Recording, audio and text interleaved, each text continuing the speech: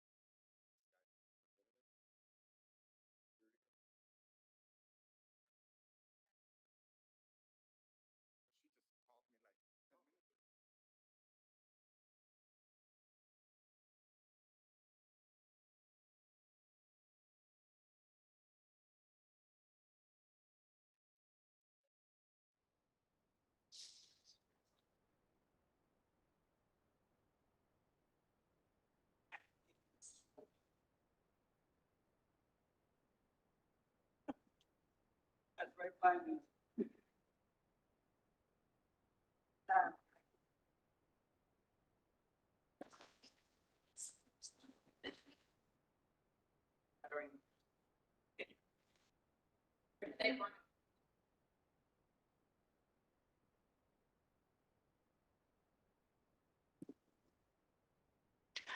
Good afternoon. Pursuant to Chapter 551, Title 5 of the Texas Government Code, the Texas Opens Meetings Act, notice is hereby given that the City Commission of the City of Brownsville, Texas, in accordance with Article 5, Section 12 of the Charter of said city, will convene a regular meeting on September 3rd, 2024 at 5 p.m. in the City Commission chambers located on the second floor of the Brownsville City Hall, Old Federal Building, located at 1001 East Elizabeth Street, Brownsville, Cameron County, Texas, 78520. Members of the public who submitted a public comment form will be permitted to offer a public comments as provided by the agenda and as permitted by the presiding officer during the meeting. A recording of the meeting will be made and be available to the public in accordance with the Open Meeting Act. Mayor, it is now 5:04 p.m. You may call the meeting to order. Good evening. I'd like to call this evening's meeting to order. Can you please proceed with roll call? Yes, Mayor. So we have Commissioner Macias. We have Commissioner Villarreal. We have Mayor Cowan. We have Commissioner De Los Santos. Present. We have Commissioner Cardenas. Present. And not present in this meeting is Commissioner Martinez and Commissioner Gowan. Thank you. Thank you. We do have a quorum. The next item is invocation by Pastor Brad Burks, followed by the Pledge of Allegiance. Let's Let's stand for the prayer and remain standing for the Pledge of Allegiance. Father God, we thank you for your love, your grace, and your mercy. We thank you for the many blessings here in Brownsville. Lord God, your word says in Proverbs, when the righteous rule, the people rejoice. So Lord, I ask you to convict each of us of our sin in a way that draws us to you for repentance, that causes us to come to you to confess them. Lord, as we do that, we know you'll give us the revelation we need for our personal lives and for our business as well. And in this case, our city business. Lord, lead and guide us concerning everything we do in this meeting and going forward for the very best for the city of Brownsville. Lord, I ask you those same things for every level of government, from Brownsville to county to state and federal. Let your will be done in this nation. In the name of Jesus Christ. Amen.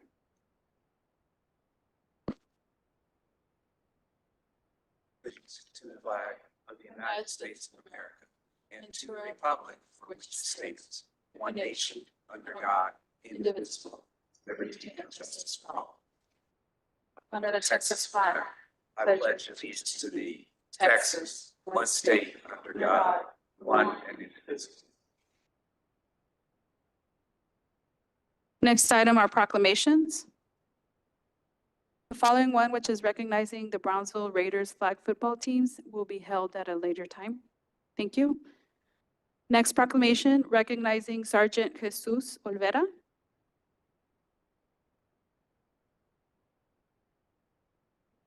It's an honor today to give this proclamation of the City Commission of Brownsville, Texas, recognizing Sergeant Jesus Olvera.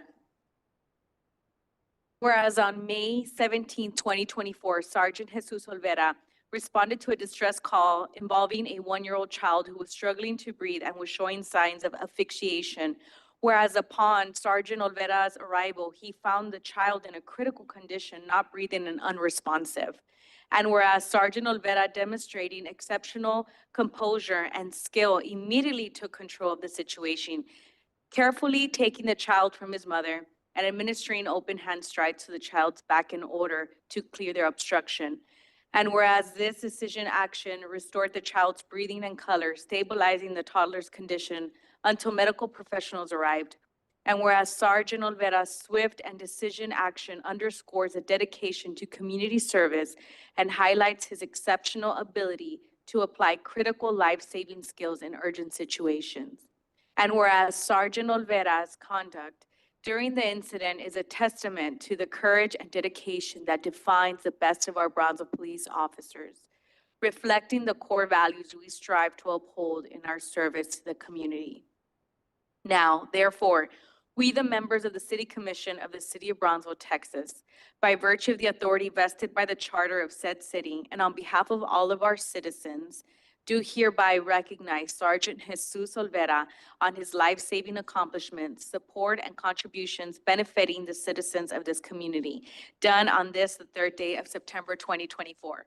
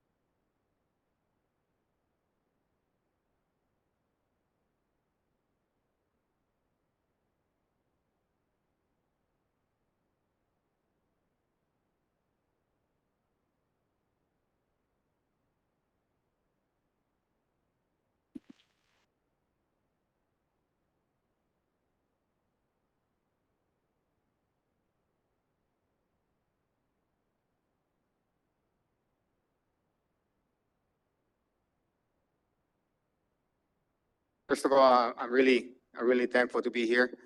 I know it's a great opportunity we have to serve the city of Brownsville and our citizens, which is why we get all the training, we get at the police department from our administration, always helping us get improved and always training us to better ourselves for this kind of situations that we face on an everyday basis sometimes. So it's always good to be able to put those practices, be able to help each other out or help the community out.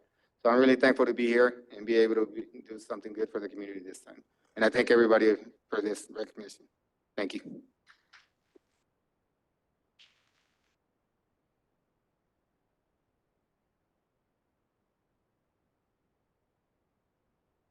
Next item, public comment period.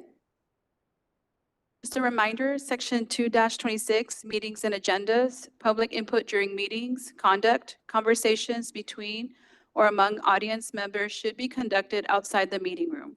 Attendees should refrain from conversations while commission is in session.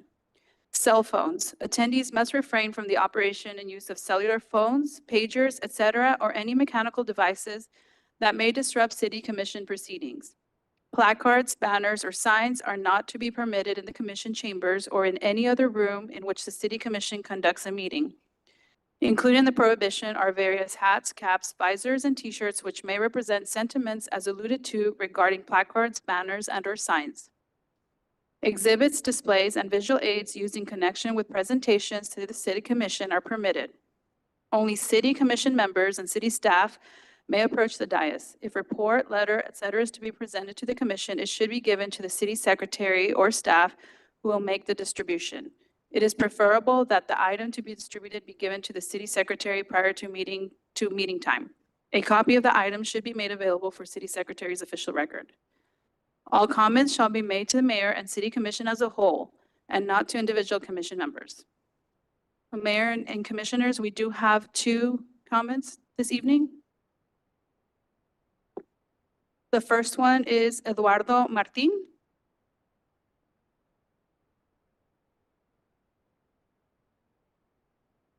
The next one is Yolanda Spies.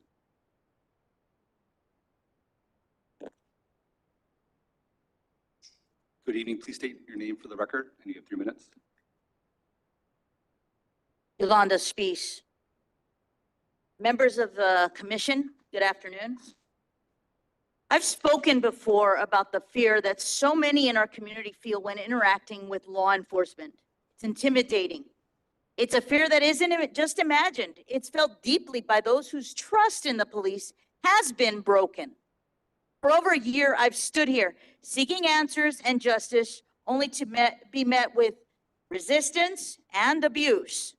Today, I continue that conversation by focusing on the complaint procedures in place for our police department. On paper, these procedures seem very straightforward, but in reality, barriers are created by superiors that discourage people from coming forward. Requiring written and signed complaints backed by strict legal standards can feel intimidating, especially for those that are already in fear and hesitant to speak up. And while false complaints are met with severe penalties, we must ask, where's the assurance that genuine complaints are going to be taken seriously?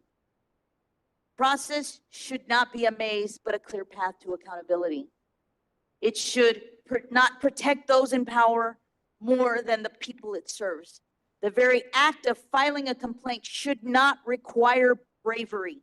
It should be a fundamental right, accessible to all. I urge you to look closely at these procedures and ask, are they truly serving the people of Brownsville? Can't we make it easier, more transparent, more compassionate, and just less abusive? Let's restore trust by creating a system that listens to every voice, values every concern, and ensures justice is not just a promise, but an actual practice, and it is applied. The power to make this change is very clearly and literally in your hands. I ask you to use it wisely and justly.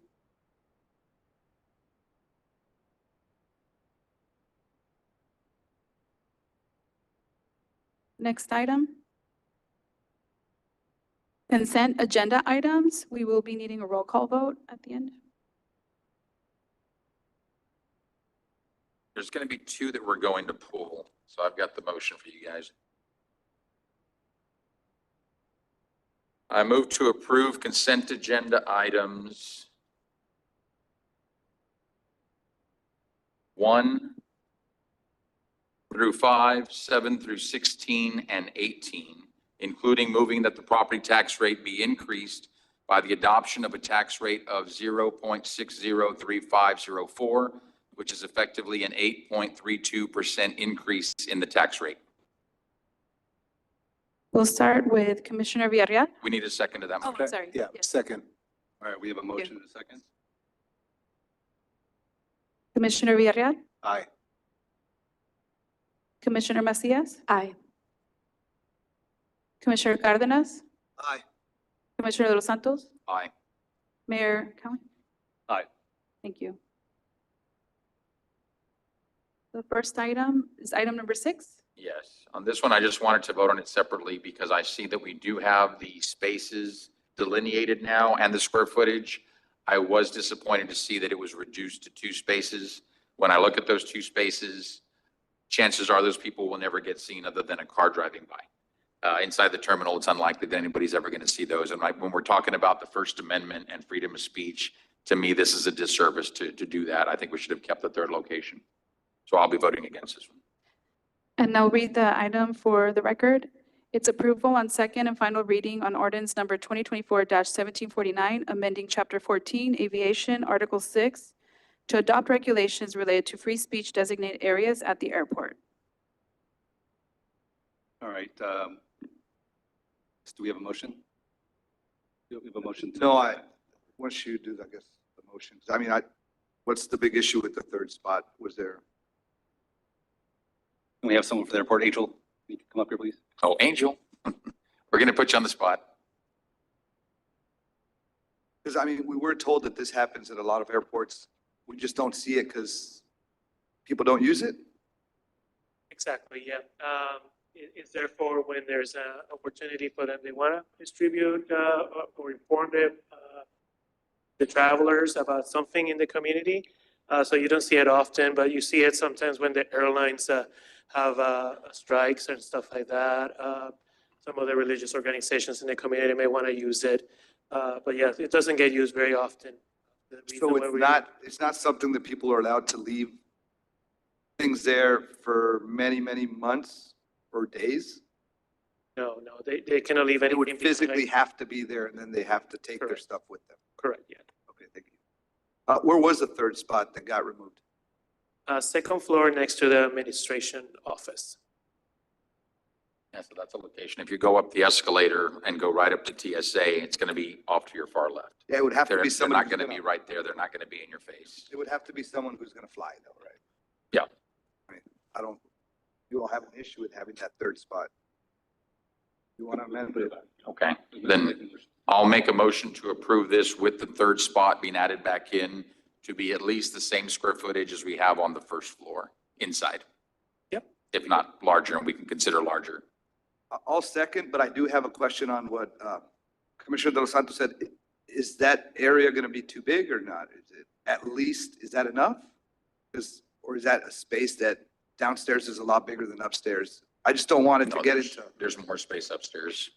Yeah, there's a lot more space. What we plan to do is actually delineate the area per the square footage. So we'll mark it on the ground.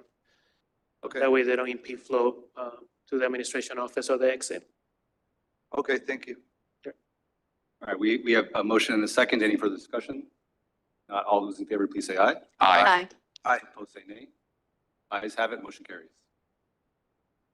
Item number 17, approval on second and final reading on ordinance number 235-2024-022 to rezone from residential single-family R1, residential transition R3, and commercial corridor CC to residential transition R3 to allow a townhome development for 49.829 acres being out of lots 15, 16, and 17, and out of lots 12, 13, and 14, Las Lagunas subdivision.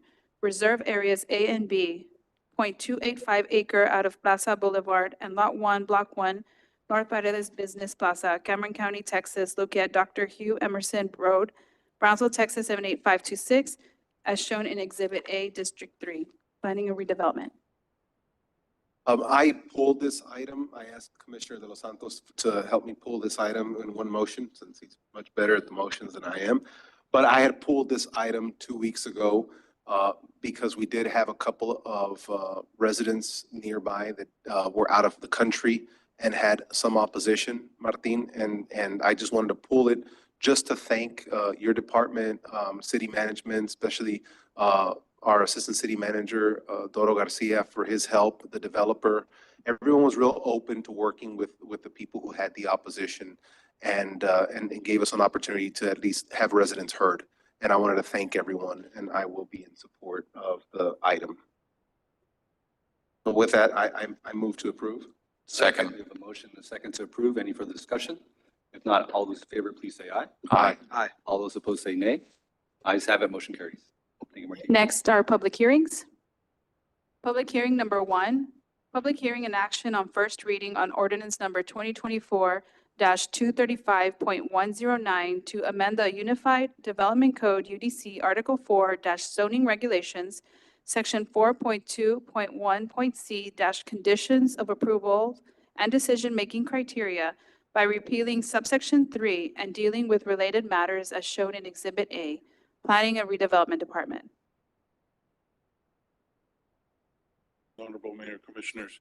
So this text amendment is related to a discussion that has gone on in here at the City Commission for quite some time for zoning cases, whether or not they should be conditioned.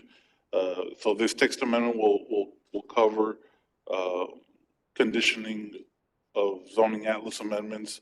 Is just to promote transparency, due process, promote organized development, and to align the zoning procedures with good zoning atlas amendment practices across the state, and just keep them consistent overall with the Texas Local Government Code. And so this will be applicable to all zoning atlas amendments.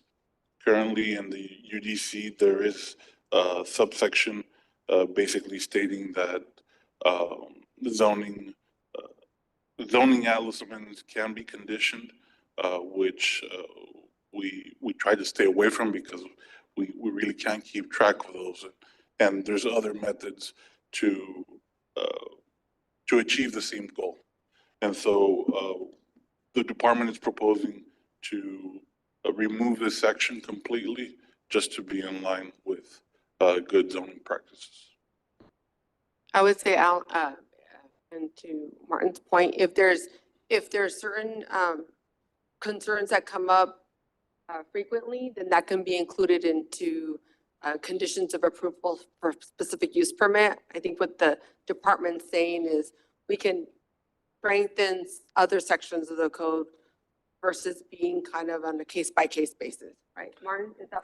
Correct. I don't want to put words in your mouth. You just tell me if that's. Sure. And also if it's something that keeps coming up constantly, then that's when the department starts looking at doing another text amendment to tailor the code to the public's needs and just be more development friendly, obviously within a logical constraint.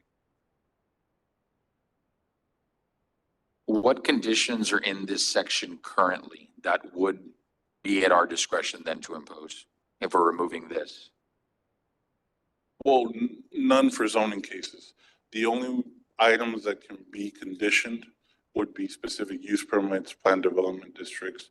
Those would be the ones that could have conditions. But what would the conditions be? If this is saying getting rid of anything discretionary, it says may impose additional conditions beyond those listed in the section. So we're taking everything else out and saying we either have to vote up or down on it? Is that Can you what it repeat would that be? last portion of the question? So essentially then, if we're removing this to where we can't say we want this special condition because we feel the surrounding area, neighbors, whatever, that this would be an appropriate restriction on it. If we're eliminating that discretion out for the commission, that means for everyone that comes before us, it's going to be straight up or down vote. We wouldn't be able to oppose anything additional. Is that am I understanding that correctly? Can we go back to the slide that has the language change? That one? Right, so you would be able to put conditions because the section related to specific use permit or the section related to plan development district, it does say that it allows for conditions to be imposed. Now, this one is just being removed because it's within the zoning section. And that's what we're trying to stay away from, that for solely Atlas amendments related to a base zoning change, those will not be conditioned, but specific use permits as per their sections or plan development districts will. So this is just housekeeping because of what we had that last issue where we said Correct. legally we could have, but we were advised against it. Yes, correct. For the discretionary, so zoning and zoning text and map amendments are not discretionary per se. I mean, they are. So every decision that you make is discretionary, right? You can vote down P and Z's decision. The reason why this is concerning is because generally in the UDC or even zoning ordinances, you don't see where a zoning text or map amendment includes discretionary language, like conditions, right? Those are considered by the courts as arbitrary and capricious. Now, when you have a specific use permit, you can add conditions to those. And so I think what Martin is saying is the better vehicle is a PD, a plan development, or specific use permits. So this is correcting the arbitrary language in the UDC. Very good.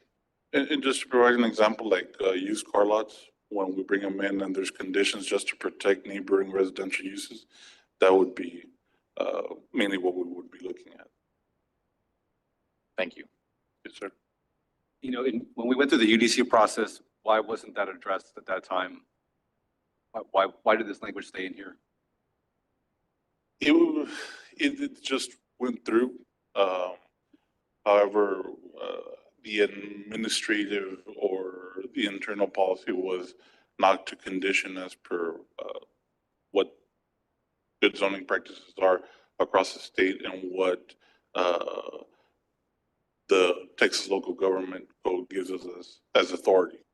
So I would always say in a UDC rewrite, 85% of the stuff, it's on point, and there's always going to be like a 10 or 15% that will need to be improved. And codes are evolving as the government and the state, they are limiting government. So this is an evolving document, but I would say historically, I mean, when you do a complete rewrite of UDC, there's always going to be that Clean up. after. Yeah, it's a We living, should breathing expect- document. Any other questions? This is a public hearing, so if there's anyone here that wishes to address the commission on this item, please step forward. I'll move to close the public hearing. All right, we have a motion. Second. And a second. Any further discussion? If not, all those in favor, please say aye. Aye. All those opposed say nay. Ayes have it.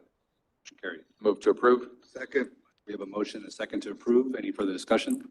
If not, all those in favor, please say aye. Aye. All those opposed say nay. Ayes have it. Motion carries. thank you. Thank you, Martin. Next are items for individual consideration. Action item number 1, consideration and action to acknowledge the finance director's financial statements and cash investment report for the city of Brownsville for the third quarter ended June 30th, 2024, Financial Services Department. Good evening, Honorable Mayor and Commissioners. My name is Stephen Eliseo Muse, Financial Services Department, presenting our third quarter financial statements and investment report. Some of the Q3 highlights, general fund revenues and transfers from other funds totaled 101.4 million. General fund expenditures and transfers to other funds totaled 94.9 million. Sales tax revenues totaled 34.3 million. Property tax collections totaled 35.8 million. The cash transfer from PPUB was totaled 7.8 million. The city landfill generated 14.6 million of revenues from landfill fees, garbage fees and environmental protection fees, and the Veterans Bridge payments from Cameron County totaled 2.9 million. This graph shows our actuals through June 30th. It's comparing the current year in red to last year in blue, and then our budget is in the green color there. So we're still under budget. Everything's pretty much in line as we expect. The operating transfers, you'll see a big empty area there. That's because we're pending to do those. Those are usually done at the end of the year. But budget revenues totaled 126.9 million. Revenues across all sources totaled 101.4 million, and the revenues decreased by 6.8 million, and that's due to the operating transfers I pointed out. Sales tax highlights. Tax revenue totaled 34 million for fiscal year 2024, third quarter. On the bottom graph, you can see the quarters compared year over year, and on the right graph, you'll see the rolling 12-month, where we'll show the December was our highest month, and January, right after, was the lowest month. But overall, I've had a 5.23% continued increase. Property tax highlights. This kind of just shows our debt and general fund allocation. We have 23.8 million in debt service and 37.1 in general fund. Utility service and cash transfer revenues. Utility services from BPUB on the left. Red is this year, blue is last year. They're about in line, and then the cash transfer from BPUB has increased a little bit, about 8% or 585,000 compared to last year. Here's another look at our other general fund revenues. Intergovernmental, it's the grants, 6.1 million decrease, primarily attributed to the timing with various grants that ended in fiscal year 2023. The fees and services is a 2 million increase, and that's, a big chunk of that is due to the ambulance service fees. Franchise fees, there was a 216,000 decrease, and that's just timing on the collection, recognizing them in the proper period. And then interest income, we had a 34,000 increase compared to last year's Q3.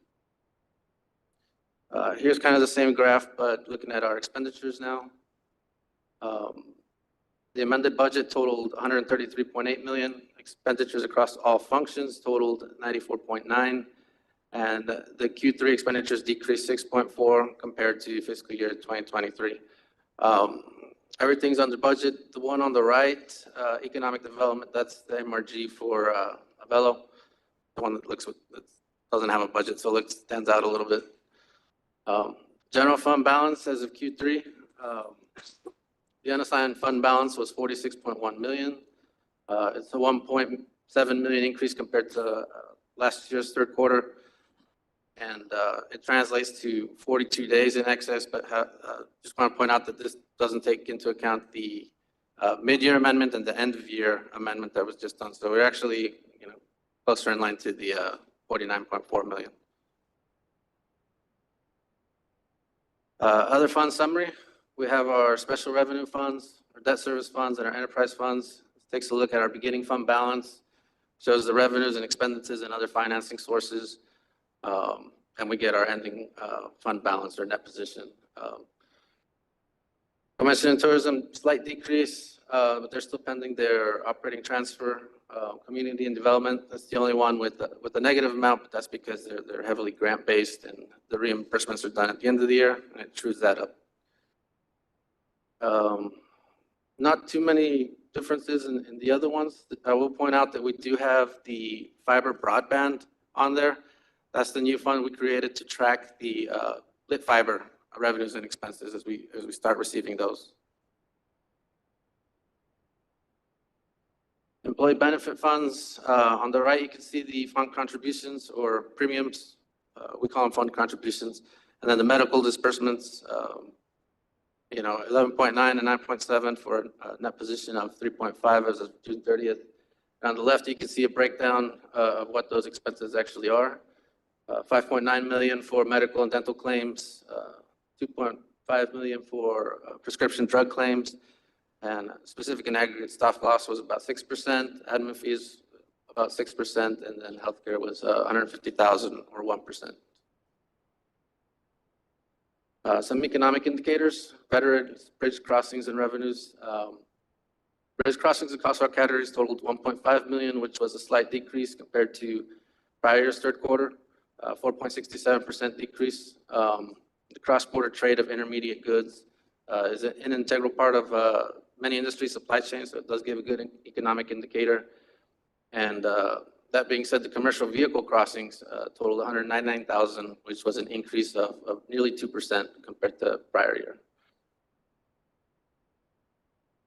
Building permits analysis. On the left, we have a table, and on the right, a graph showing compared to previous years. There's some ups and downs through the permits, but generally speaking, we had a 7% increase in permits issued and permit value increased 10%, particularly in the new commercial permits. We're tracking at 72 million versus last year. At this time period, it was 43 million in value. Our investment report is this next slide.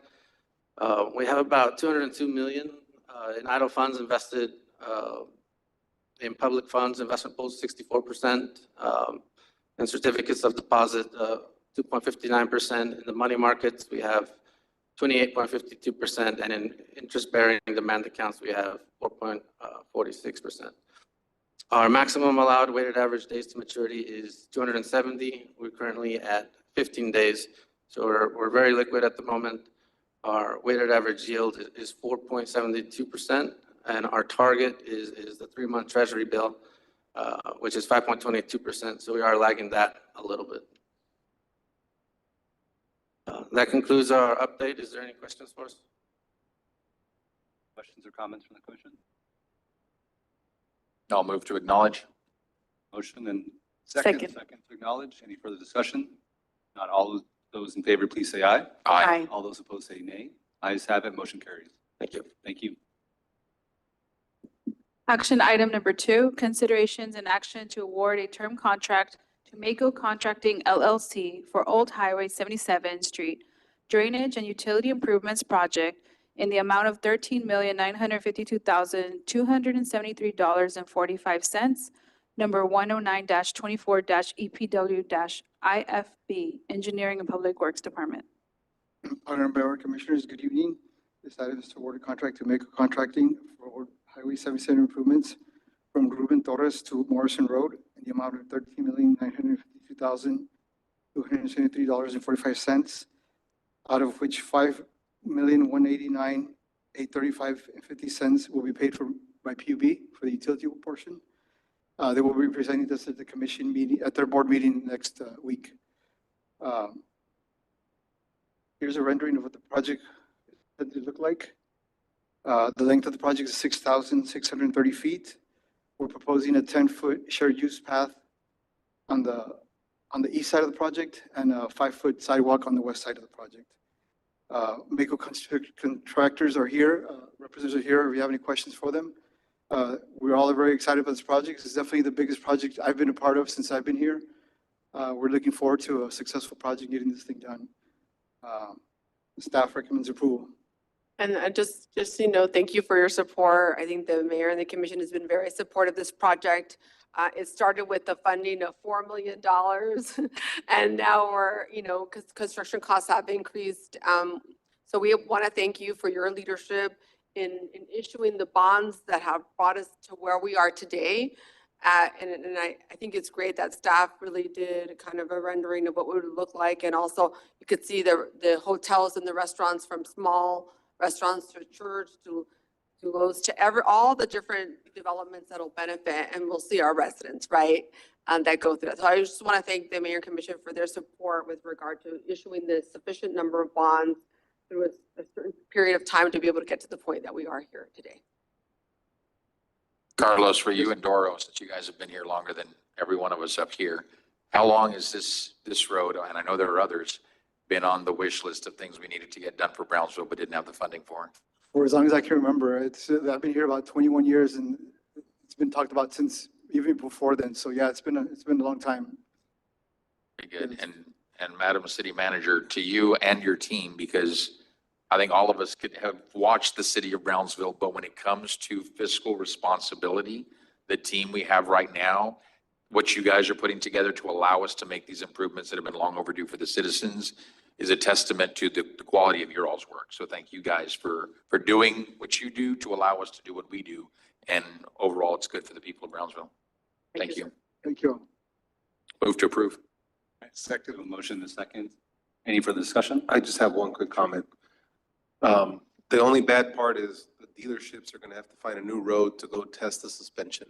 That's how they would sell you. If you can drive down Old Highway 77 and it's smooth, you gotta buy it. You know, on that being said, I do think it's important for the citizens to know this is an 18-month project, give or take. So it's gonna be bad before it gets Yes. better. Right? So let's just Right. understand that. This is gonna be growing pains. Yes, sir. And this isn't gonna be the only road being done next year. So there's gonna be, everybody's gonna feel the growing pains throughout the Yes. city. But then the last 20 years, hopefully, you know. Yes. Thank you all for everything on this. This was a hard one. It took us, at least I started talking about it when I was elected 3 years ago. So I know this is a personal huge win, which I think the city's gonna love once we get this done. All right, we do have a motion and a second. Any further discussion? If not, all those in favor, please say aye. Aye. All those opposed say nay. Ayes have it, motion carries. Thank you. Congratulations. Thank you very much. I just want to remind everybody, we're proposing a ribbon cutting October 15th at 9 a.m. at the Pyramid there at the corner of Old Highway 77, Ruben Torres. So it's an important project. We welcome, we invite all the community to join us and be part of that. Thank you. Thank you. Thank you very much. Action item number 3, consideration and action to approve resolution number 2024-082, authorizing the city manager to enter into an asset purchase agreement with the Brownsville Museum of Fine Art, Inc. for the purchase of the building improvements located at 660 East Ringgold Street, Brownsville, Texas, 78520, along with a few intangible and tangible items in an amount not to exceed $600,000 in assumption of a mortgage note due to International Bank of Commerce, Brownsville, as budgeted. City Manager's Office. Alan, do you want to? Yes.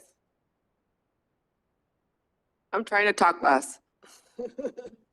Okay, Mayor and Commission, this item is to move forward the transition of the Brownsville Museum of Fine Art from the current board to the City Commission acting temporarily as the board. Kind of the why is we recently signed this letter of intent with the museum as a request, at the request of the museum asking the city for operational support.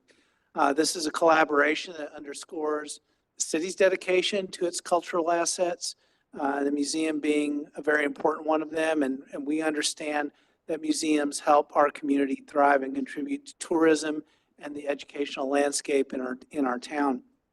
You can see the quote from the president of the Brownsville Museum of Fine Art. They're very appreciative of us stepping up and helping with this.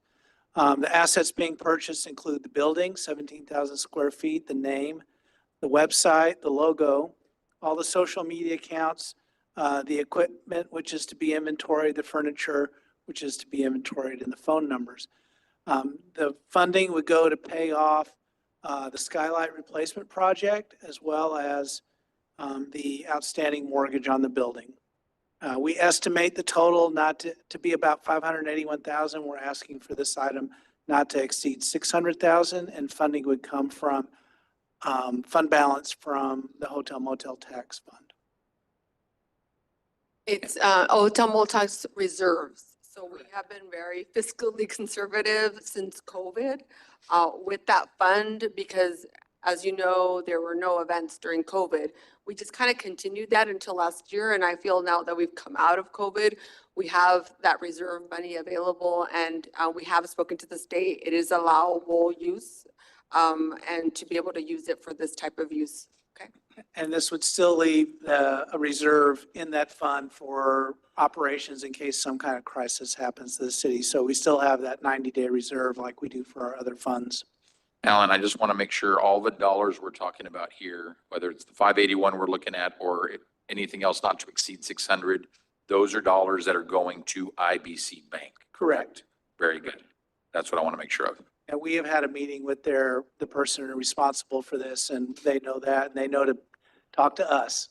Good.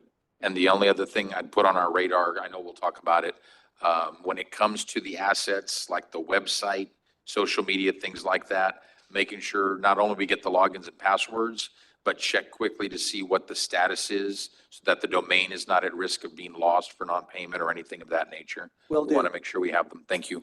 Correct. And we are asking this to be approved, subject to the city managers and city attorney's final approval. Also move. Second. We have a motion and a second. Any further discussion? If not, all those in favor, please say aye. Aye. All those opposed say nay. Ayes have it, motion carries. And just for the record, I am abstaining on this item out of abundance of caution. Yes, Mayor, thank you.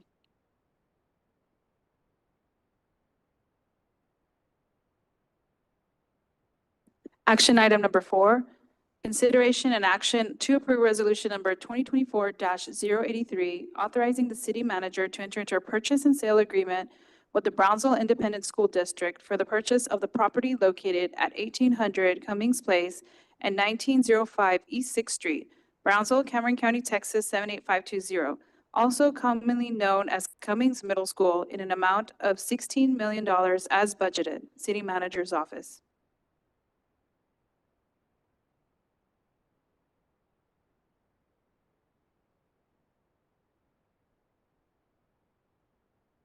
Good evening, Mayor and City Commission. I'm here before you to, this is a project we've been talking to for a long time. And I think the person I'm going to invite to speak on the accreditation of the zoo is our expert. We have Dr. Birchfield with us this evening.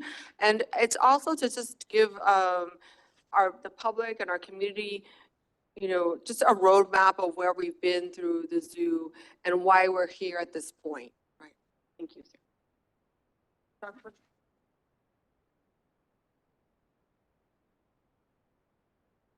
Good evening, Mayor and Commission. It's an honor to be here and exciting times. Beginning with the Association of Zoos and Aquariums, AZA's 5-year accreditation inspection in 2018. That team identified several animal areas that required significant improvements, expansions, or in some cases even demolition. And it was a consensus of the Accreditation Commission at that time that many of our exhibits lacked the space, environmental complexity necessary to meet the socio-biological needs of our large animals. We had a more recent accreditation inspection, and each time the team comes, they look at the notes from the previous inspection, and they see these things, and they saw that some of the same concerns they had in 2018 still needed to be addressed. But thanks to the cooperation of the city and now the work with BISD to work collaboratively to find expanded space for the zoo, we're moving forward. And this will allow for the future of the Gladys Porter Zoo to remain the shining star here in the Rio Grande Valley and a jewel in the crown of the Rio Grande Valley and Brownsville in particular. And it is the #1 tourism destination. Excuse my back, Commission, I'm sorry. It's But all I right, don't like a Doctor. microphone. The only thing about the microphone is that you'll be on YouTube forever, so try to talk into it. But in order to remain accredited, every facet of our operations needs to meet their standards, from financial to veterinary care to staff qualifications, and especially the areas that we keep our precious animals. And this was much needed. We have to have this in order to meet those socio-biological needs and welfare of the animals that we care so much about. And I'm so excited that we have this opportunity to move forward and keep the Gladys Porter Zoo one of the top zoos in not only in the country, but in the world. And one of the car dealers said something like, "We're not the biggest, just the best." I really like that. You don't have to be the biggest to be the best, and we are certainly recognized for being one of the best zoos in the world by the International Zoo Community. So I hope that this is favorable, and I entreat you to make this favorable, but thank you for all your hard work. The Commission, City Manager's Office, BISD, Dr. Chavez, everyone that's worked so hard to make this a win-win, because we want to see BISD have an excellent CTE program as well. So this is a win-win for Brownsville if you vote to approve this. Thank you so much. Just to add there, we do receive about 450,000 tourists and visitors a year. And some of this is also due because the overcrowded conditions of some of the exhibits and how they have the AZA requirements have increased, right? Have changed over Oh, the years. they change with every year, the expectations change, our knowledge of the biology of the animals and their needs change. So we need to be in a position to meet those current demands moving forward. And at the same time, something I didn't mention was the fact that on several days out of the year, particularly during spring break, the zoo's overcrowded. We need to expand just to be able to deal with increasing numbers. And we have SpaceX, LNG plants, all these other industries coming to Brownsville. We have to have a bigger facility for the people as well as the animals. So There's also last point that the zoo needs to present progress for its reaccreditation by December of this year. So right, in we terms have of to time make being an of the interim report at the end of this year on our progress. And the commission said they have never been to a zoo where the city, the people of the city, the commission and everyone was so excited. They said that was a unique experience. And that's an unusual comment from an inspection team.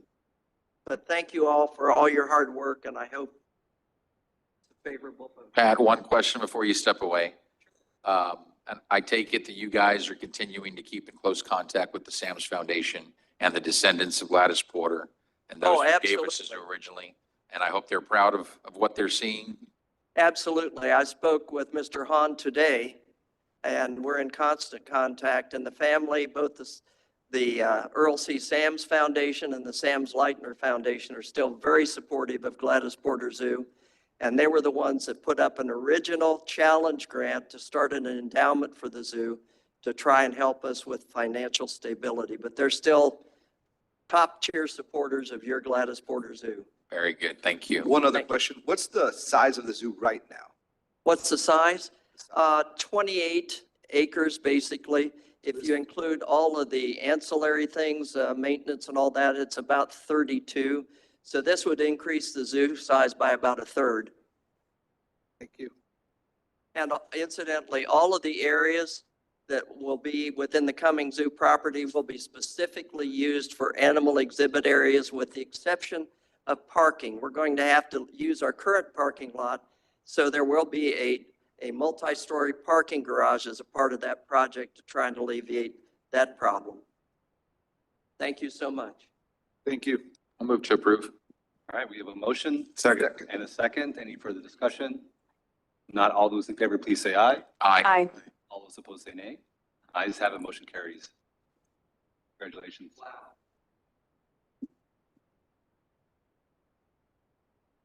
Action item number 5, consideration and action to approve a 3-year lease agreement with 1-year renewals with the Brownsville Independent School District for the lease of the Cummings Middle School property located at 1800 Cummings Place and 1905 East 6th Street, Brownsville, Cameron County, Texas 78520 for BISD's Cummings BLA School and Cummings CTE School programming.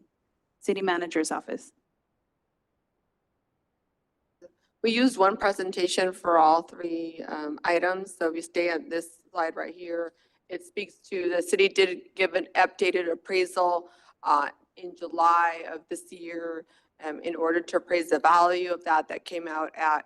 And I think I want to just clarify that the zoo is a park and what we're purchasing is additional parkland.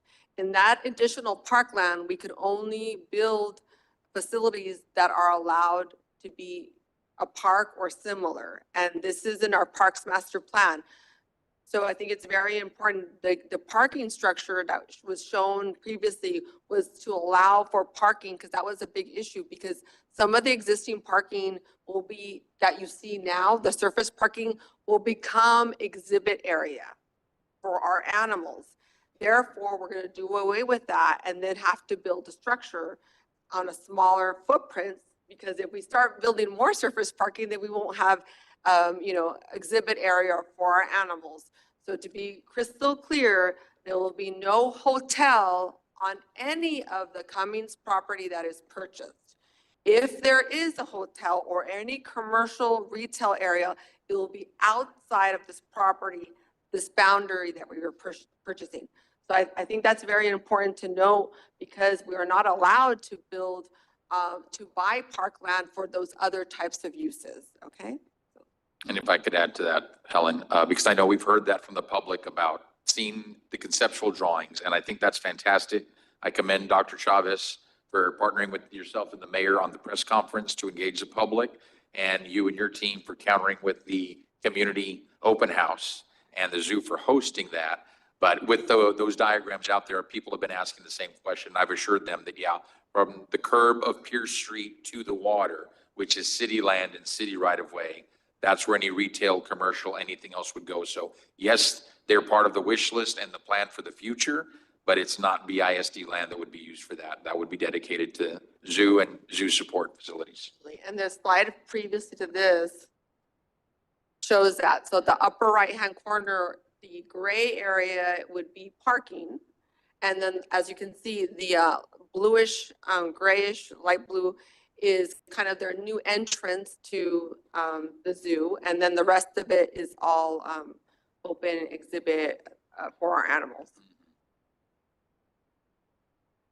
But in addition to the purchase price, the city commissioned a whole inventory of about over 700 items of current equipment to identify what can be relocated and what could not.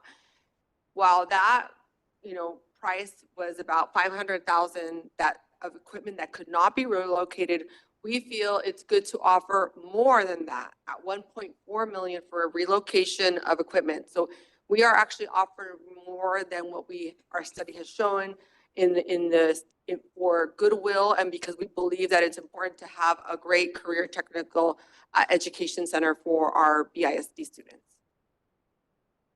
So in total, that would be $6 million, but we would also, for $1, lease the building back to BISD. We would also pay for the utilities so that it could be easy for them to just use the building while they build and relocate in another location.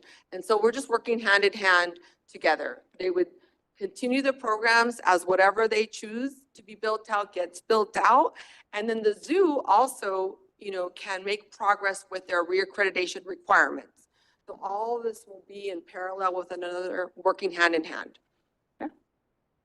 I'll move to approve. We have a motion. Second. And a second to approve. Any further discussion? Yeah, I just have a question here. You will start as soon as possible on the grass area though, right? Yes, The grass, sir. the football field, the parking lot, that area. We will begin once funding is available and give them enough time. for Yes, them to sir. do this. Mhm. Are we talking about a 5-7 year program for them, or can it be extended to 10?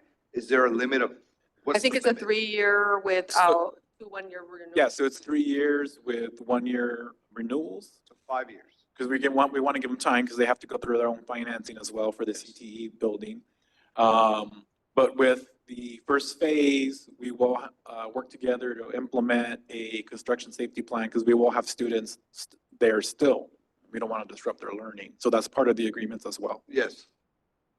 Okay, so it's 5 years. What if they need another year? Yes, yes. There is, We can work with them. I mean, I think the only thing with the accreditation is progress, but I mean, these are our students, so we're gonna work with BISD, and if they need, we're gonna assist any way we can, and so that to get them, we all have to do engineering work, so you may not see things right away, but, and we still have to work on the existing, but it's very important for accreditation purposes that they see that we're moving on agreements for expansion. Because right now, there's a contraction, they don't have enough exhibit space. So this agreement is very important to show the accreditation board that we are working and there's a possibility for growth. If it takes 1 more year, Commissioner, we'll work with BISD. Those are our children and we're gonna work with them. and then the last question is, you will be closing down Ringgold in the future, that area right there? Yes, sir. So you will be able to make it to that entrance right by the old parking lot, right? Well, we'll figure it out. We have to do a traffic control plan to see how we do that. So I think we need to work hand in hand with BISD to see how they want to make any changes and what we have to do temporarily. But that'll be the last piece of the phase. So that may be the last thing that we change. Thank you. I just want to thank you, Helen, and your team, and the zoo, and the mayor, and the commissioners that went to the BISD meeting. I know it's been a difficult process because, like they say, if there's no news, we got to make it up. Brownsville, we're so good at that, and our best and brightest bloggers love to just speculate, and it's been difficult. And I think that even these answers, Commissioner De Los Santos, as far as what can be built on parks and all the questions that you asked Commissioner Cardenas, and I think it's important to re-echo them often because our citizens need to know that, yes, we care about our students, that they are the future, that we are invested in youth, that we're not going to buy property to build. But you know, it wouldn't be Brownsville if we didn't have our famous bloggers, and we know that they're still going to make up things as they wish. But I appreciate the more and more that we can echo what's really happening in the zoo. I think everybody, all of our citizens are very appreciative, and they will be, like you said, when we get our zoo back to one of the best in the world, right? So thank you very much.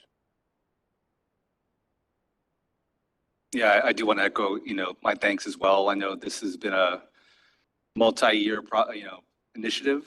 And it's a true example of collaboration and teamwork and leadership on all parts, from BISD to the zoo to the city. It's just, I think we're really shining, right? So I just want to say thank you. And this is going to be a wonderful legacy that we're going to leave our kids and our grandkids. And it's going to make Brownsville just really shine. So thank you again. Thank you, Commissioners. One city. Right, I think we have a motion and a second. Any further discussion? If not, all those in favor, please say aye. Aye. All those opposed say nay. Ayes have it, motion carries.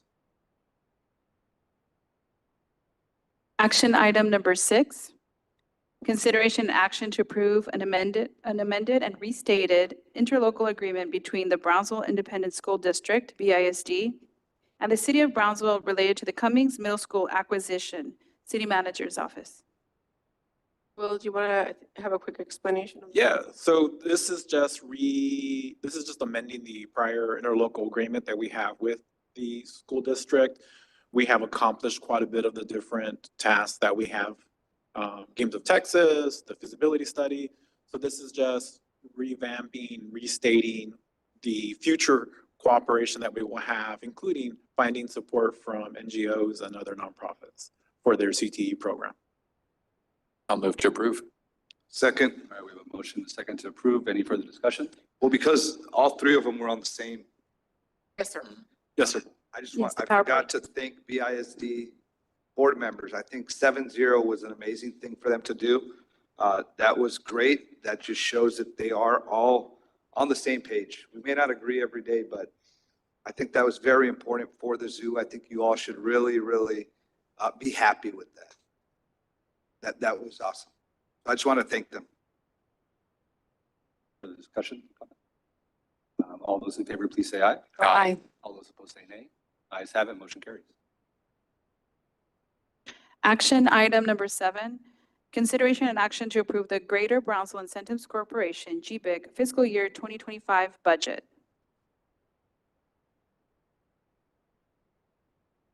Good evening, Mr. Mayor, City Commissioners. We're here this evening to present our 2025 GBIC budget, a budget that's been reviewed and approved by our GBIC board. And Mr. Sal Viapando will, our finance manager, will be doing the presentation.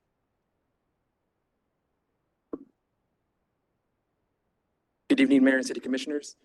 We're going to go over the fiscal year 2025 budget, again, as Jerry mentioned, which has already been adopted by the GBIC Board of Directors at last month's board meeting. We're going to start off with a summary and then dive into the major categories and then go into the details as we get to the presentation. To start off, total revenues, we're budgeting 8.6 million. For sales taxes, we're budgeting 7.7 million. That's a 5% increase of fiscal year 2023 actuals, and that translates to about a 2.6% increase of what we are projected to collect for the current fiscal year. Interest income, we're budgeting 900,000. That's a 30% decrease of current year projections. The reason for that decrease is we're taking into account that we'll have less funds in our investment portfolio as we make large capital outlay payments for the industrial park. We'll highlight that through our initiatives. And then secondly, it is market-based. We are taking into consideration that interest rates may begin to decline at some point during the year. Total expenditures, 21.8 million, with 3.1 million in operating, 1.7 in contractual commitments, and 17 million in initiatives. Overall, we are budgeting at a deficit of 13.2 million. And lastly, we are projected to begin the fiscal year with a fund balance of 26.3 million and end the fiscal year with a fund balance of 13.1. On this slide here, we have a visual of our budgeted revenues and expenditures. As mentioned, we're budgeting 8.6 million in revenues, with 11% coming from interest income and 89% coming from sales tax. Expenditures, 21.8 million, with 14% coming from operating, 8% from contractual commitments, and 78% from initiatives. This slide here highlights the operating expenditures. In total, we're budgeting 3.1 million, which is a 1.3% increase compared to the current fiscal year. For personnel services and benefits, we are budgeting 1.5 million. We'll have a slide shortly that will highlight the positions we're budgeting for. The administrative agreement with the City of Brownsville, 136,000. That stays the same as the current fiscal year, and that's as per the current active contract that we have with the city. Materials and supplies, 313,000. That's a 26% increase. The increase is primarily due to the fact that we're increasing our community activities. The next slide will highlight the events that we have planned for the next fiscal year. Maintenance of buildings and structures, 62,500. That's a 47% decrease. And that's due to the fact that the majority of the work needed at the Young House was completed in the current fiscal year. We're still pending work on the rails, on the gate, the roof, rails, and windows, I'm sorry. So we're budgeting $50,000 for the current fiscal year. Maintenance of buildings and structures, miscellaneous category, 488,000. That's a 14% decrease. That decrease is coming from a decrease in memberships. So we identified any active memberships that we currently have, which is about $25,000. And we're budgeting for a $15,000 contingency for any memberships that may arise. Professional services, 165,000, which is a 54% decrease. The main reason for that decrease is we identified any projects that we can associate these professional services with.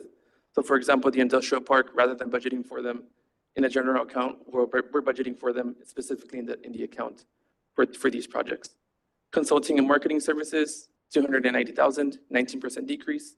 And lastly, the landscaping and maintenance, $130,000, which is an increase of 117%. And that's due to the fact that we're budgeting for the completion of an ongoing project that was approved by the JBIC Board of Directors. And that's to include the installation of monument signs at the North Brownsville Industrial Park, as well as sidewalks and landscaping. So this slide here highlights our community activities. For context, we budgeted 143,000 in the current fiscal year.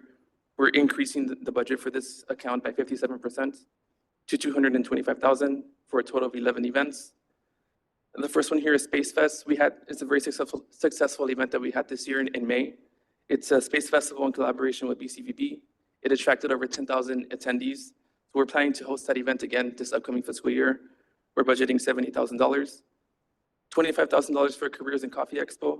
That's a career fair that we have in collaboration with the City of Brownsville. We slightly increased the budget for this event to $25,000. $25,000 for Empower Her. That's a new event that we have for this upcoming year. It's an international conference in partnership with organizations from Monterrey, aimed to empower women globally within the economic development sector. Rally in the Valley, $20,000. This is another one of our successful events.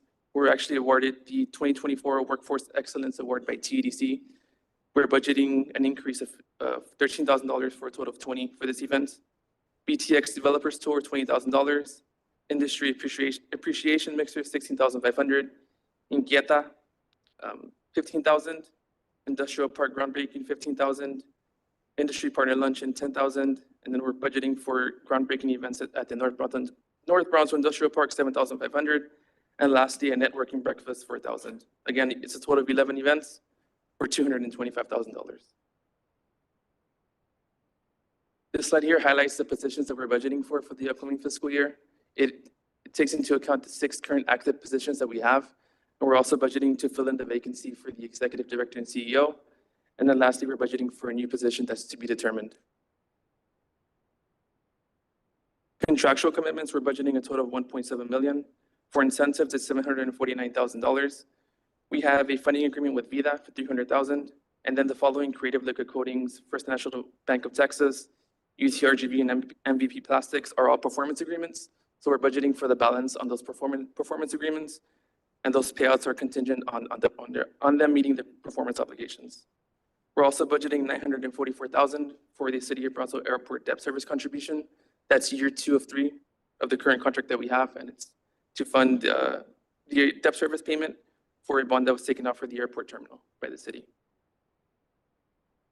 Lastly, we have our initiatives. In total, we're budgeting $17 million, $15.5 million for the industrial park development and infrastructure, and that's taking into account engineering fees, water rights, construction contracts or contract, and then various fees associated with the park. We're also budgeting $500,000 for a BCIC strategic initiative that was approved by our board of directors last month. $300,000 for job workforce development and training. That's taking into account the possibility of 2 high-demand job training grants.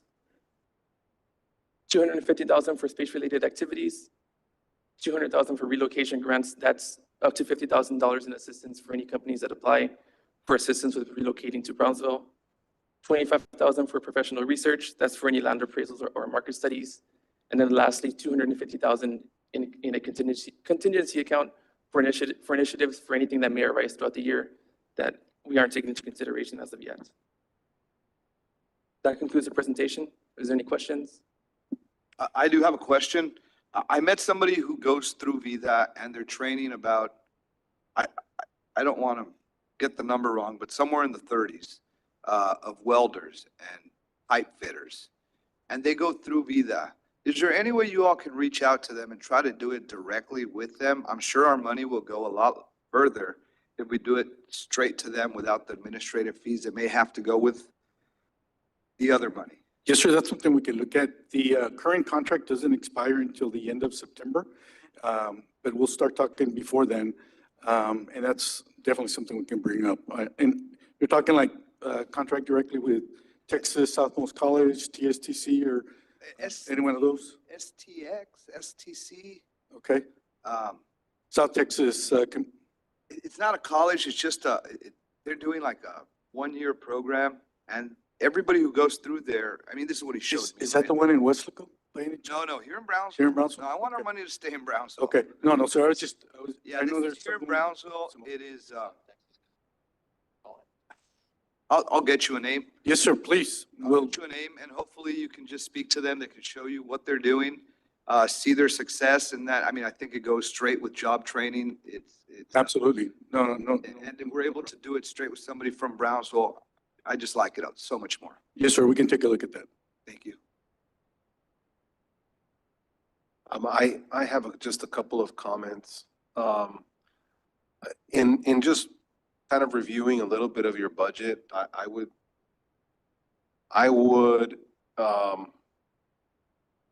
be cautious of the amount of money that goes into operating costs. When you look at them, I mean, $3 million in operating costs, but 2.55 million of that is going to some sort of service, whether it's personnel, professional consulting, administrative service agreement. On top of, if you look at towards the end, you're also asking when you look at the strategic initiatives, part of that is professional research and other factors. You know, I become very weary when government agencies, the industry norm is anywhere between 15 to 25% in those kind of costs, and we're at 30 to 35%. And I just wanted to kind of bring it to your attention that you know your needs better than we know your needs. I'm looking at a budget that your board approves, and you know the needs that are happening. But for me, I think that anytime you create new positions, right? I think that when you look back at the history of GBIC, you need to justify new positions with complexity of projects that are going to be initiated or created to create economic development in Brownsville. I'm not saying we're not, but I think we're already playing with that as we continue to grow. I do believe we're going to grow. just keep an eye on that ratio, because I know that sales tax revenue will increase, right? And we can take a look at that kind of ratio. I think it's important for us, overall as a city, to our constituents that, you know, keep a real close eye on where the sales tax, dollars go. Yes, sir. I understand what you're saying, and believe me, Sal and I did take a hard look at a lot of the numbers. Some of the salaries are, to be honest with you, flex depending on what the final negotiations are with the new CEO and the other positions. We're actually taking advantage of some of the things that we talk about, and that's internships. We applied for 2 interns that we will not have to pay for. They'll come from Workforce Solutions. So we're looking at anything and everything that we can do to kind of save our money, especially since the industrial park is priority. No, 100%. And I'm not attacking salaries, by the way. The personnel benefits are 1.4. I would take a look at, the other 1.1 million that are contractual. But that would be my advice as you move forward and grow, because I do believe GBIC is growing and the industrial park is going to make it grow even more, and sales tax revenue will grow. Just my speaking, not right now, just as a constituent, right? Just I appreciate your thoughts, sir. I do. Jerry, I sent you a text message with the training program that Commissioner Cardenas was mentioning. It's STX Metal Trades, but I sent you a link to their website. Okay, thank you, sir. One other thing at North. Yes, sir. Brownsville Industrial Park, I think there's a couple of palm trees that are down. We should at least clean them while you get them. Yeah, we've got some issues on different things over there, but we will address that. Yes, sir. Thank you. I know the number one priority right now is getting the industrial park up and going. I know that's been a big challenge. There's a lot of infrastructure needs out there that you're working through with PUB. I do want you guys to keep in mind, you know, the city has an initiative to put a public safety complex out in that area, and I know you've been in conversations, but that's a priority for my understanding for the commission as well, to make sure that you know, you guys get that done this year as well, this coming year. Yes, sir. So yeah, we did bring it up to BPUB a couple of weeks ago, and then I mentioned it again, and they do have some plans for that land, but I think it's something that we can work out. I agree. Yes, sir. Mayor, I'll move to approve the budget for GBIC. Wait, I have questions. Yeah, and I have one last comment. I think you also need to do a better job promoting what's happening in the North Brownsville Industrial Park, all the construction that's happening there.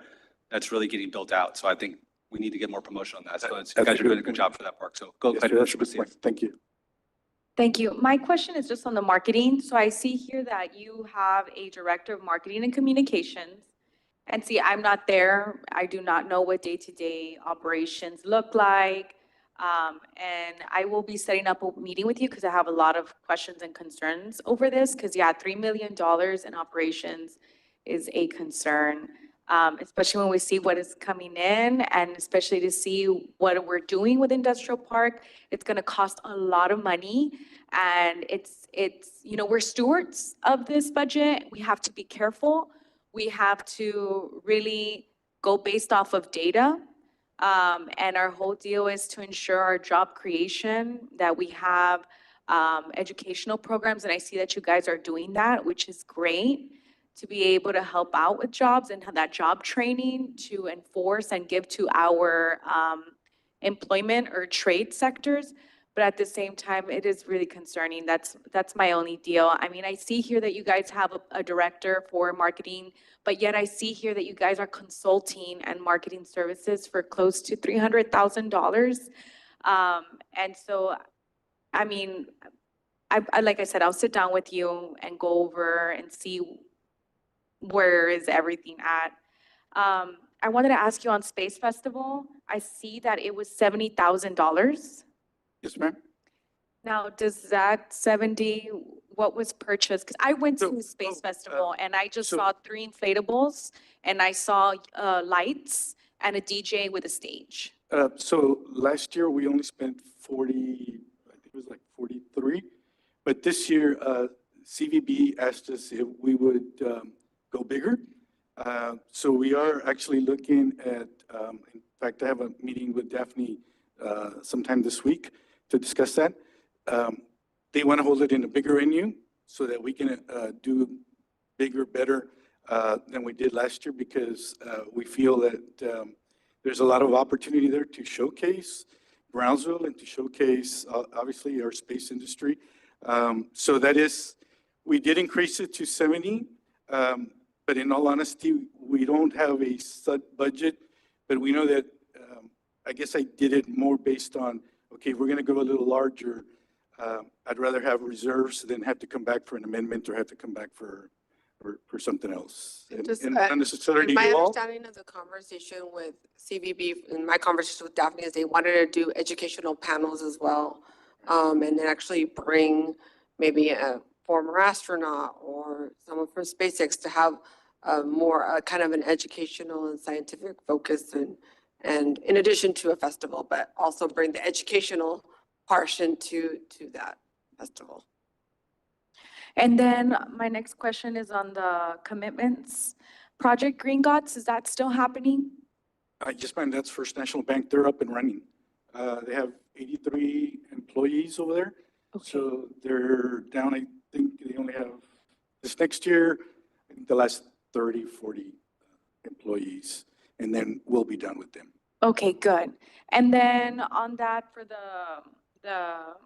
how many more years were you guys incentivizing, or is this their last year for that? This is their last year. Okay, that's great. It was a 2-year agreement. Good. I'm glad to see that that came to fruition. Yeah, and if we can just look closer into what we're giving commitments to. I know one of the programs I was questioned on here, you mentioned another city, and I've seen where this program is at. From what I've seen, the office are at the Austinum Center. So we need to be sure of and looking into the programs and being diligent. As I said, we are stewards of this, and we want to ensure that we're trying to stretch out every single dollar for its sole purpose of job creation. Thank you. Thank you. All right, I believe we did have a motion. There is a motion, and just for the record, for the future commissioner, the motion in a second doesn't stop debate. The debate could have still continued and the questions could still be asked when a motion is on the table. It's appropriate to get the second or see if there's a second or let it die for lack of a second. I believe Commissioner Cardenas just seconded the motion. Okay, we do have a motion second. Any further discussion? Not all those in favor, please say aye. Aye. All those opposed say nay. Ayes have it, motion carries. Thank you. Thank you, Jerry. Thank you. Action item number 8, consideration and action on resolution number 2024-084 to create a youth advisory board, city manager's office. Mayor and Commission, one of the items that came out of our retreat this year with the commission was looking at how we could help youth develop leadership skills in Brownsville. One of the ideas that came up was helping create a youth advisory board. This board would, as we propose it, would be composed of juniors and seniors in high school. And I have done my absolute best to reach out to every high school in town. If I didn't, and they're watching this, please get a hold of me. We would like to have one representative from each school. We've left it very flexible in how they select that individual, although we have asked them that their requirement include at least an essay of why they want to do this. We think that's helpful information and good help the commission as well. We suggest that they, as a board, would meet once a month and staff would organize that meeting. They would attend commission meetings periodically to report on what they are working on. If there's a particular item of interest to them that's on a commission agenda, we would make them aware of it and they could come and express their opinions on that item. We also recommend that they would help with the One City Youth Scholarship Program. They could help us refine the guidelines and then actually help us select scholarship recipients every year. As you know, we have the One City Golf Tournament, which we held last year. We are adding a second item, the One City 100. It's going to be a 100-yard dash that we're doing in November. Here's some photos of last year's, and this is the 100-yard dash that I'm working on right now. So we will fundraise and use this money that will go toward leadership opportunities for young people that the board could help select those recipients. I believe the mayor received an email from a young woman attending one of the high schools and said, hey, why don't you have a youth commission? So we were working on this, just happened to be at the same time. We would recommend that the terms would be from October to May, the school year. This would give every high school every year, the month of September, to select somebody. You could then approve those advisory board members at the first meeting in October. They could start meeting and then carry on until May when, as you know, high school activities get crazy in the month of May and they run out of time anyway. But this is kind of our initiative with this. I've consulted with Commissioner Villarreal and this is what we came up with. I expect we'll facilitate some type of meeting bridge for them. So I don't think it's practical to expect them to have. No, staff, yes, staff will absolutely be involved. We might have invited a commissioner or two occasionally to come and chat with them about what's going on at the city because they may want to be in the know as well. But I anticipate monthly meetings, at least once a month. And again, if they have something to report on, they can pick a representative or two to come and report. And we want it to be interactive. We want it to be meaningful. We don't want them just meet to meet.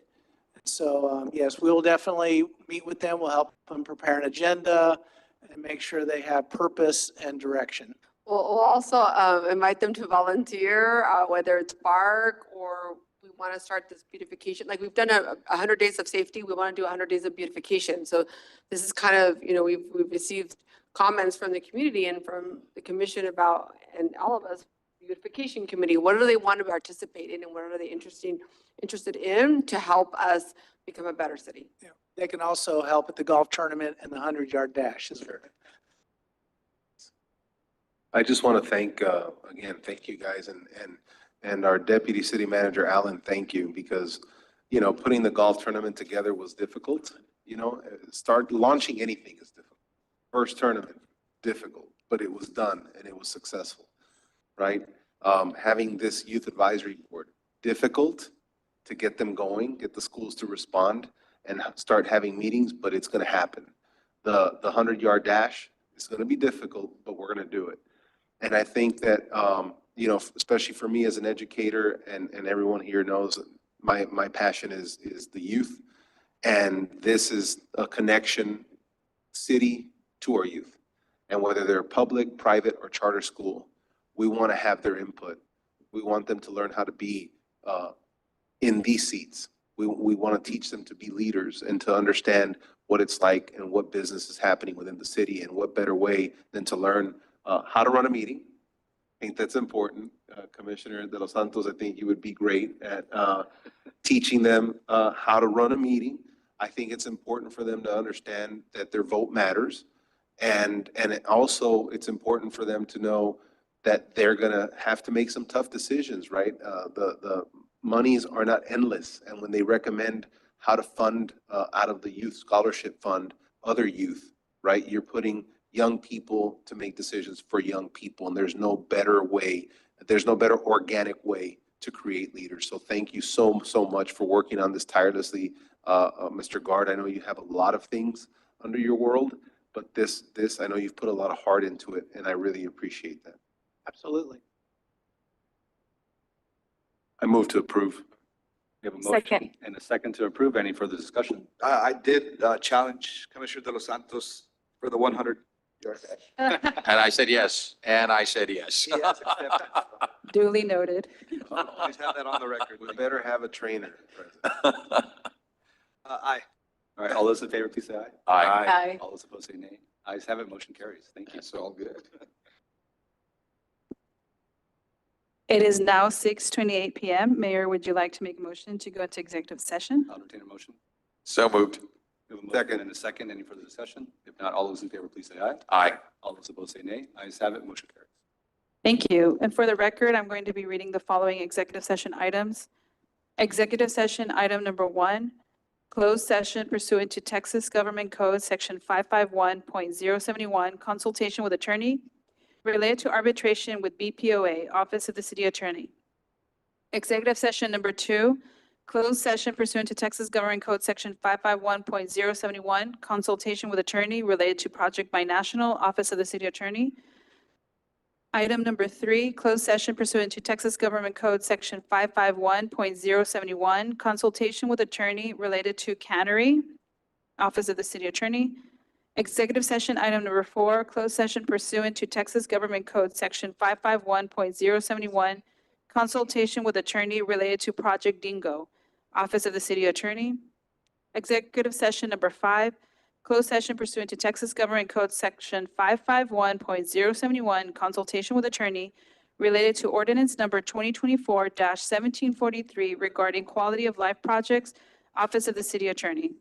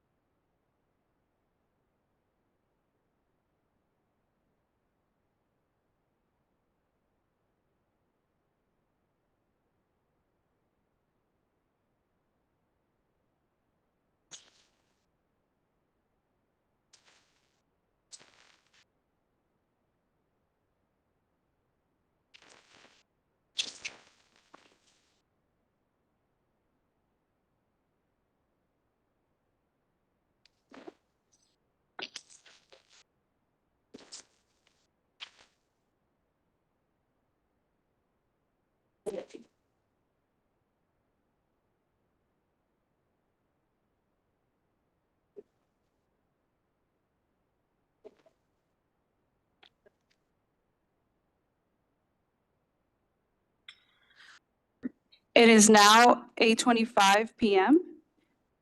Mayor, would you like to reconvene with regular session? Yes, ma'am. Thank you. The next item is possible action on any items as discussed in executive session. Action item number 1, consideration and action, if any, related to arbitration with BPOA, Office of the City Attorney. Mayor, I'll make a motion to proceed as discussed in executive session. Second. All right, we have a motion and a second. Any further discussion? Not all those in favor, please say aye. Aye. All those opposed, say nay. Ayes have it, motion carries. Thank you. Next item is adjournment. Move to adjourn. Second. We have a motion and a second to adjourn. All those in favor, please say aye. Aye. Ayes have it, we adjourn.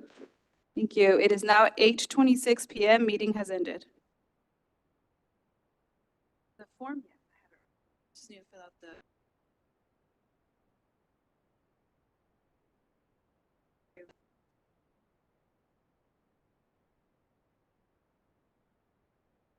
This is